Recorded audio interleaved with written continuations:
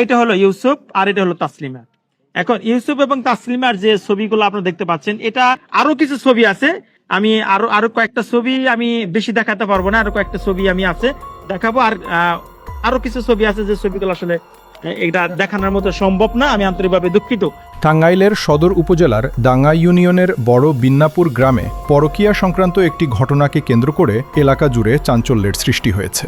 জানা যায়, প্রবাসে থাকা স্বামীর অনুপস্থিতিতে তাসলিমা নামের এক গৃহবধূ পরকীয়া সম্পর্কে জড়িয়ে পড়েন। ছেলেটা বলছে যে আমি 12টার সময় গেছি, আমার রাত্রি 12টার সময় ঢুকাইছে, 5টার সময় বের করে দিছে। মেয়েটা আসলে একটু ওর চরিত্রটা একটু সমস্যা আছে। এর আগেও 2-3 বার আরে অনেকবার মানে বলা হয়েছে যে আপনি এই ধরনের কাজে লিপ্ত হয়েন না। গেটের সামনে দেখি ওই ছেলেটা এত রাত্রে আমাদের এলাকায়, ছেলেটা কি নাম কি? ইউসুফ। হ্যাঁ, ইউসুফ হ্যাঁ। নামের ওই ছেলেটা এত রাত্রে আমাদের এলাকায় একজন লোক ওরা দাঁড়া করে জিজ্ঞাসা করছে, তুমি এখানে কি করো? স্থানীয়দের দাবি, দীর্ঘদিন ধরেই ইউসুফ নামের এক যুবকের সঙ্গে তার ঘনিষ্ঠ সম্পর্ক ছিল এবং প্রায়ই ওই যুবককে বাড়িতে আসা যাওয়া করতে দেখা যেত। ঘটনার দিন গভীর রাতে স্থানীয়রা তাসলিমার বাড়ির উঠানে ইউসুফকে দেখতে পান। বিষয়টি সন্দেহজনক মনে হলে তারা তাকে আটক করার চেষ্টা করেন। এ সময় ইউসুফ পালানোর চেষ্টা করলে এলাকাবাসী ধাওয়া করে তাকে ধরে ফেলেন। পরে বলে যে আমি আমার বন্ধুর বাসায় গেছি। আমরা জানতাম যে ওই বাসায় ওই ছেলেটা এর আগেও যায়।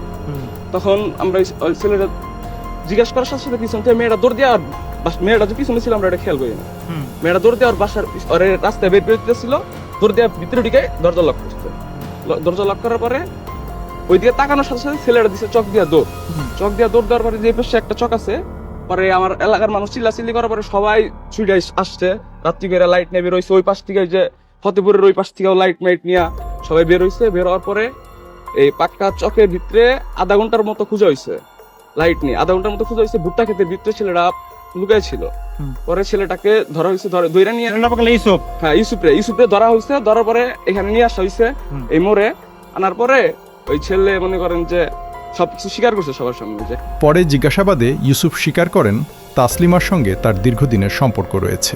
এদিকে অভিযোগ রয়েছে, ইউসুফের মোবাইল ফোন থেকে দুজনের একসাথে থাকা কিছু আপত্তিকর ছবি পাওয়া গেছে। হ্যাঁ, আমি ওই মেয়ের বাসায় গেছি, মেয়ের সাথে আমার অনেক 1-1.5 বছরের সম্পর্ক। তারপরে এইটা ওইটা, তারপরে ছেলের ফোনের থেকে মেয়ের পিক দেখানো হয়েছে, ছবি টবি ছেলে মেয়ের যে একসাথে অবৈধ মানে আপত্তিকর ছবিগুলা ওইগুলা দেখানো হয়েছে। পরে বিষয়টি স্থানীয় ইউনিয়ন পরিষদে নেওয়া হলেও কোনো স্থায়ী সমাধান হয়নি বলে অভিযোগ করেন এলাকাবাসী। ঘটনার খবর পেয়ে প্রবাসী স্বামী কামরুল ইসলাম স্ত্রীর সঙ্গে সম্পর্ক বজায় রাখতে অস্বীকৃতি জানান। কাগজে স্টেটমেন্ট নিছে, ইউনিয়ন পরিষদে স্টেটমেন্ট নিচ্ছে কাগজে, ছেলে মেয়ের গার্জেনের স্টেটমেন্ট নিচ্ছে, নিয়ে তাদের পাঠিয়ে দিছে। পাঠিয়ে দেওয়ার পরে আমরা তো ওইভাবে রইছি যে হ্যাঁ বিচার করবে, তার উপরে আমাদের ওইটুকু আস্থা। পরবর্তীতে তার বাবা বাদী হয়ে থানায় একটি লিখিত অভিযোগ দায়ের করেন। অভিযোগে উল্লেখ করা হয়, প্রবাসে থাকার সুযোগে তার পুত্রবধূ পরকীয়ায় জড়িয়ে পড়েছেন। এটা শ্বশুর, অর্থাৎ তাসলিমার শ্বশুর অভিযোগের মধ্যে লিখছে তার ছেলের বউ ভালো না, তার ছেলের বউ পরকে আসক্ত এবং তার ছেলে প্রবাসে থাকা অবস্থায় তার ছেলের বউ অন্যজনের সাথে আরো পরকীয়া করেছেন এবং সম্প্রতি সেই ইউসুফ নামের ছেলেটার সাথে পরকীয়া করতে গিয়ে হাতে নাতে ধরা পড়ছে। অন্যদিকে কামরুল ইসলামের পরিবারের দাবি, তাসলিমা তাদের কাছে 10 লাখ টাকা দাবি করেছেন।